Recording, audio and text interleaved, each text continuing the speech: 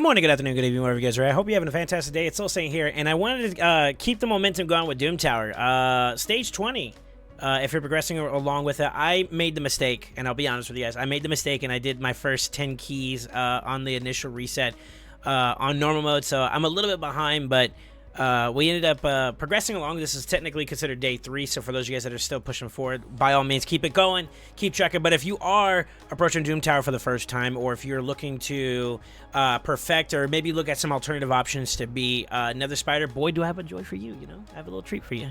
My concept behind Nether Spider is being able to beat the boss down while playing in mind with the way that the heal mechanic works for Nether Spider. If the spiderlings so happen to counterattack, the spider queen, the Nether Spider, will end up healing back a portion of their her missing HP back up. So when I was developing my teams and I was looking at options available, I was like, well, why not abuse the fact that there's counterattacks involved, and then also mitigate the way that Nether Spider is able to do what they have to do. So what we came up with was utilizing champions that have anti-heal or heal reduction, such as Morgan, who has it as a part of her passive at a very, very high rate, mind you. And then in tandem with that, champions that can abuse the damage intake that we take and reflect it back with someone like, for example, Geomancer. Geomancer, if you haven't already figured it out, is this is a legendary and an epic skin. We talk about it all the time. But this guy's a boss, man. Reflecting a portion of the damage he receives back to the boss, or to whatever target is under HP burn, is pretty much what he's well known for. On top of the fact that he also has mitigation. So, mitigation, which is block damage for each buff you have from Pythion's passive called Overlay, extra mitigation, and then of course Geomancer's extra mitigation. And then follow up with champions that can do heal reduction, and to be honest with you, this one's kind of a throwaway. I could put in literally everybody. It did vary a little bit, but I will say that like getting the value of an AoE hit was nice, as well as like to force the targets to start getting active when that was something I ended up using. So let's get into the run. Pretty much is going to be pretty quickly. Whenever you look at like Doom Tower bosses, the waves that are associated with them typically are pretty easy to beat.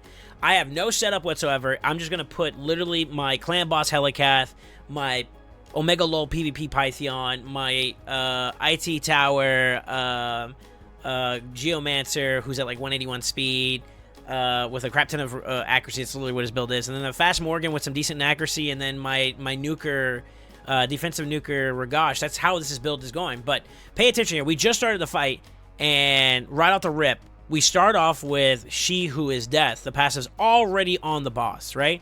So I stopped it here, but I'm actually going to go back into full auto, and I'm going to target the boss. And literally, we're just going to let the run go. And pretty much the main roundabout way of doing this is that we provide mitigation and ease of management of the poisons we get when we first deal with the boss. Of course, you need a little bit of tankiness, and that's where those little mitigations come from. But I don't know if you noticed, but Python did his A2 and completely cleansed the team from all problems, right?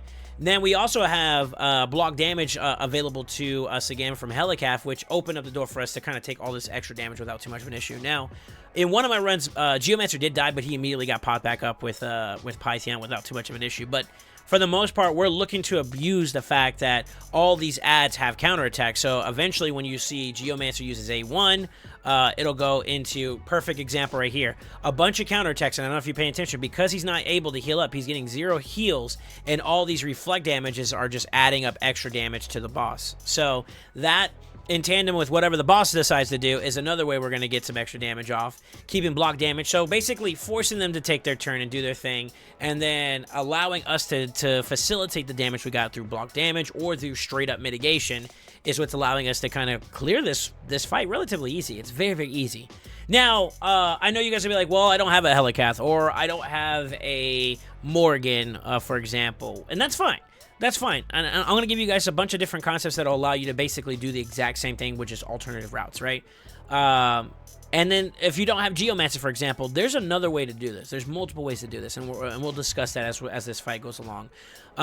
If you don't have someone like Helicath, anyone that provides some form of mitigation, whether that's like Duchess, for example. I actually went out of my way today to not use my Duchess in this particular content because it was just a little too easy, and I think that like people get tired of seeing her. It's like, I don't have her, so why are you using her? Like, give me an example of someone that doesn't use it. So, as always, I always recommend like something like Duchess, whenever you can use her if you have it. But Rector is like a mini version of that, so like you could always use her as like your staple cleanser / healer, reser in the event something does happen.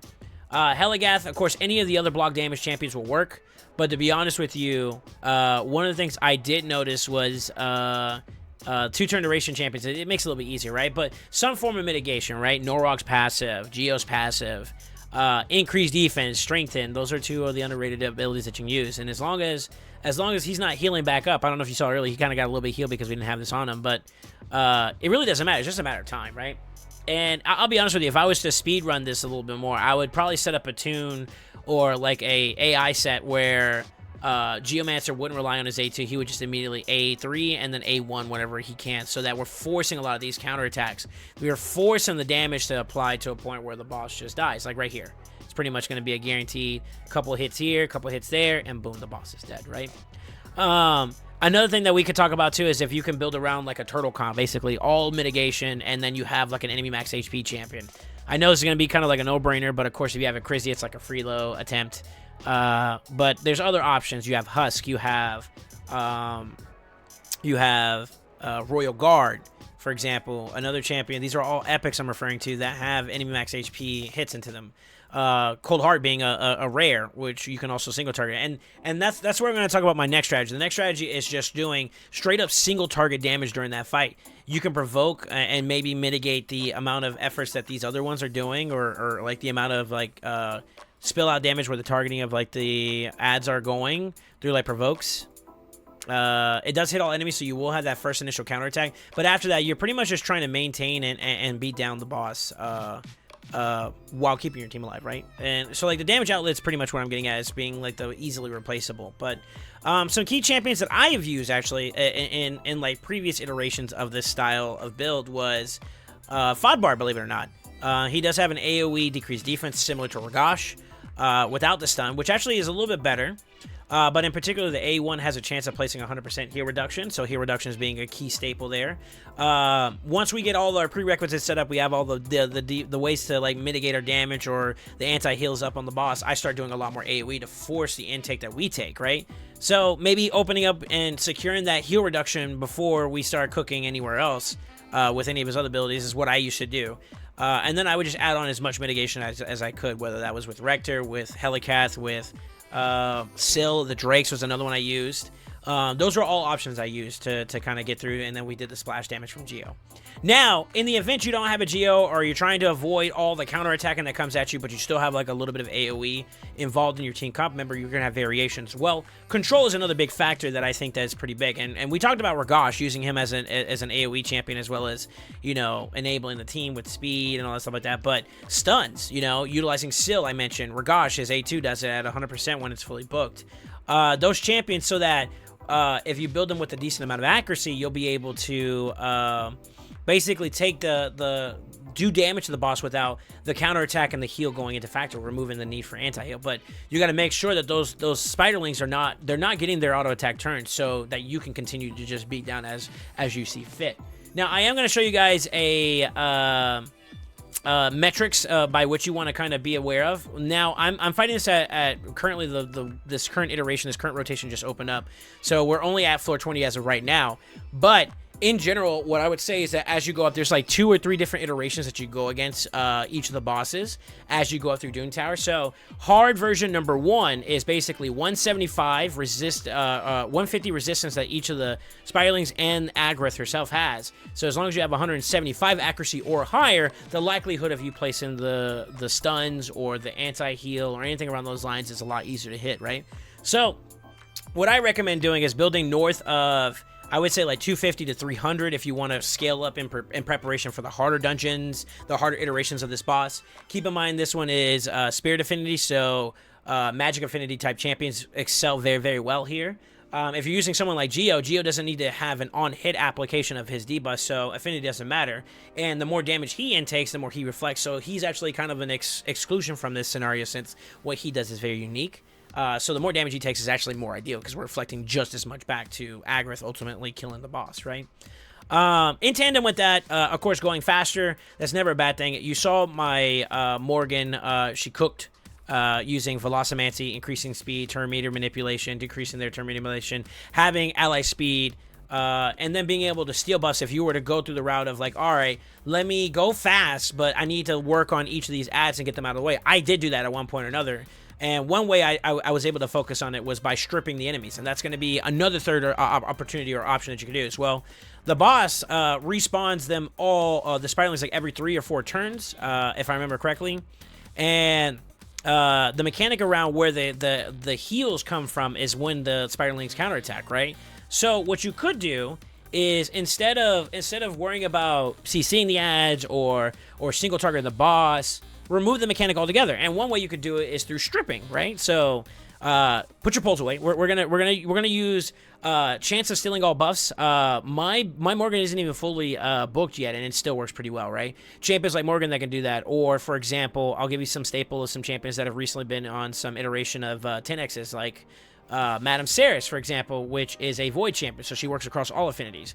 Her A3 removes all buffs before placing a decreased defense and decreased attack, amplifying your survivability, right?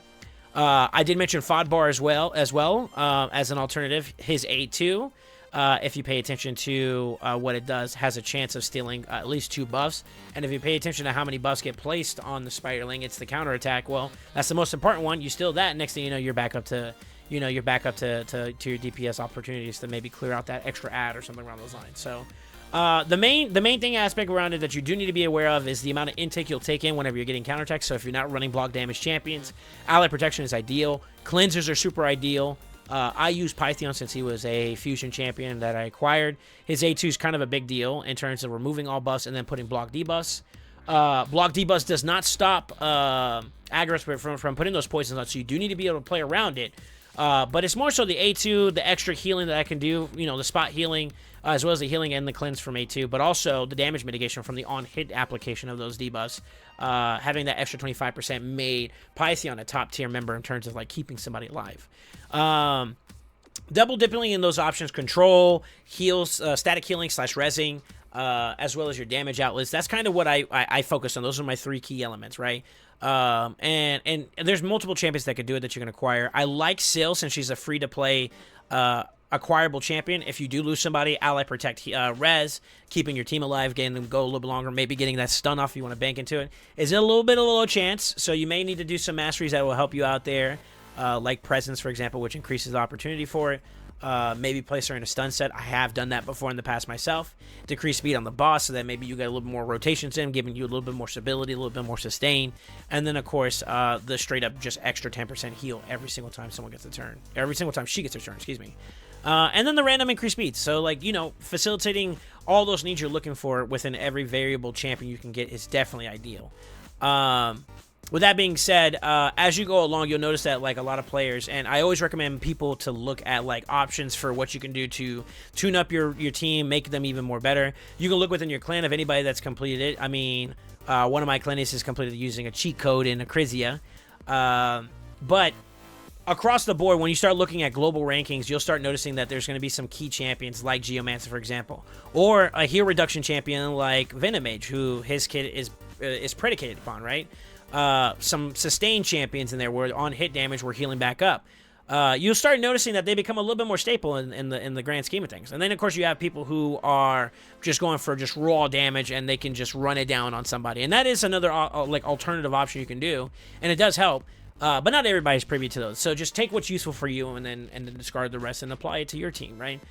You'll notice that a lot of people use Geomancer, and it's because he's that good, in combination with a champion like Venomage, who has that heal reduction. His kit's wrapped around heal reduction makes those two a really good duo. It's the equivalent to, like, my Morgan and Geomancer is the equivalent to their Venomage, right? So it's a perfect example of someone that can do something around the lines. Then, of course, the provoke aspect behind it, getting HP burns so that whenever the Spiderlings do get their turn, Drexstar does that same aspect of provoke, and you still have that protection from Necra, for example, some big slammers and Trunda, just clearing it. She's magic affinity. You kind of get the concept. The concept's still the same. You have your control where it's necessary, you have your mitigation where it's necessary, and then you funnel your damage through your applicable outlets, right? And that's pretty much what a lot of varying playstyles, varying different champions use, including myself. But the idea goes that if you have certain debuffs like anti-heal or heal reduction. It's very, very important in this particular fight because it just makes whatever else the mechanic, you can kind of ignore some mechanics or you play around them, you know, and it makes it a little bit more easier for you to facilitate clearing up a little bit faster. Anyways, I hope this information finds you value. Remember, you're looking to get north of depending on where your difficulty is, the higher up the accuracy you go, the more efficient your debuffs land and all that. But if there's some other questions you have, would you like to see alternative versions to this particular boss, feel free to ask me in the comments below. We're always eyes here. Or if you found something that you feel like nobody else has discussed before, drop it in the comments below. I would love to see your take on how you were able to get past floor 20 or the different iterations of Nether Spider themselves. And with that being said, I hope you guys all have a fantastic day, and always remember, stay ascended.